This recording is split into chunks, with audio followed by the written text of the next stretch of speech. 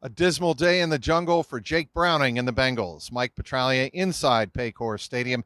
Here Sunday afternoon, it was drizzly, dank, damp, cold, and that kind of day for the Bengals, especially their offense, in a 16-10 loss to their nemesis over the years, the Pittsburgh Steelers. The Bengals lose their third straight game.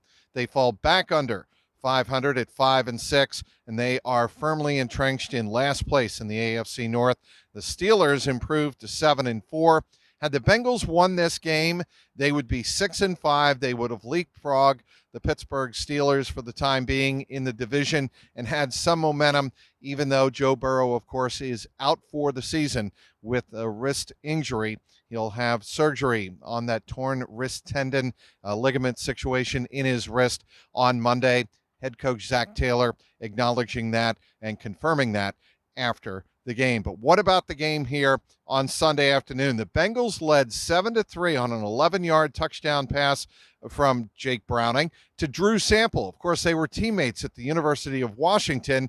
They had a great day on Saturday as Washington won the Apple Cup and stayed alive in national title hopes. But those two players played together on the University of Washington team back in the late 2010s. There's some chemistry there, and the Bengals had a 7-3 lead on that play, by the way. It was Sample bowling over his tight end teammate Mitchell Wilcox to get into the end zone, and everything seemed to be trending in the right direction in this game. The Bengals were not allowing the Pittsburgh Steelers to get into the red zone often, and when they did, they forced a fumble, as Zach Carter forced a fumble in this game on Jalen Warren, and recovering it was DJ Turner, and that was a bit of good news.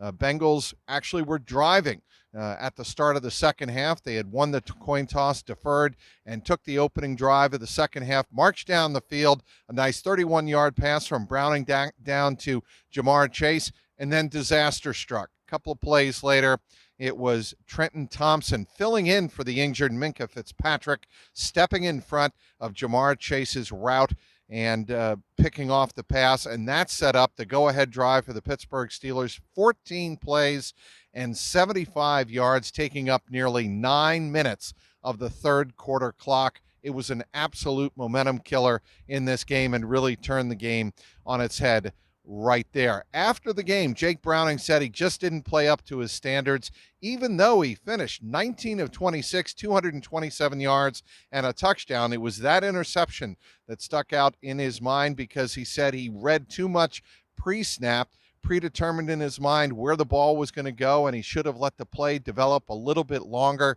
Perhaps that'll come with getting more starts in the NFL. Of course, here on Sunday afternoon, it was his first NFL start, taking the place of Joe Burrow, who was, of course, injured on November 16th.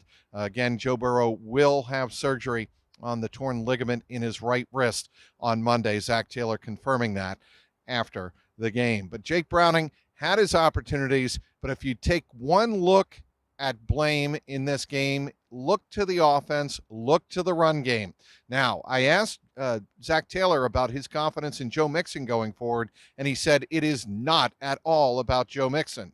It is about the failure of the run game as a unit, and that is certainly supported by the numbers. Joe Mixon had just 16 yards on 8 carries. In total, if you throw in the 3 runs by Jake Browning, they had 11 carries, 25 yards on plays not involving the passing game. That is brutal. That won't cut it in the NFL, and a big reason why the Bengals lost this game. After the game, Jamar Chase talking about that interception. He said, yeah, it was kind of a killer moment for us, but I kept encouraging Jake Browning throughout the game, encouraging him, in his words, to be the dog that he is, to be the battler that he is. Joe Burrow is out. Nobody can replace Joe Burrow, Jamar said after the game. But again, Jamar Chase said, I can't be pissed off right now. I have to move forward. I have to be a pro, and that's the way I'm going to go about it. Some really good words of leadership from Jamar Chase after really a brutal offensive game for the Bengals as a whole. Don't leave out the Bengals defense in terms of the blame pie.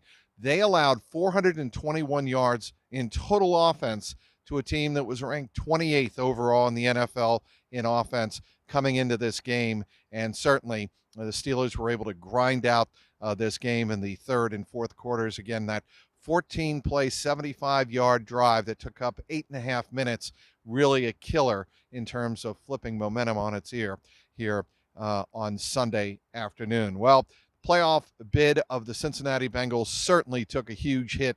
It's almost right at this point unrealistic to think that with a backup quarterback and the defense taking another hit here on Sunday with Logan Wilson suffering a bit of an ankle injury toward the end of the game. We don't have his status yet, but he was on the ground for some time. We don't know his availability going forward.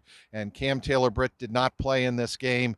Certainly he is a factor as the top cornerback in the secondary. Cam Taylor-Britt out with the quad injury. Will he be available the next time the Bengals suit up and take the field? A week from Monday night in Jacksonville, Monday Night Football. Zach Taylor said after the game, we have a chance to change the narrative of this team going forward, and we start with that changing of the narrative on Monday Night Football against Jacksonville. Certainly that is going to be a monstrous mountain to climb, but we'll see if the Bengals are up to it. Certainly they put forth the fight here on Sunday afternoon, just not the execution. We'll have you covered on clnscincy.com. Be sure to check me out for all of the post-game analysis and video from the locker room and the press conference. That's at Trags, Trags on Twitter/X. And also check out all of my locker room reaction on my YouTube channel. And that would be youtube.com/@JungleRoarPod.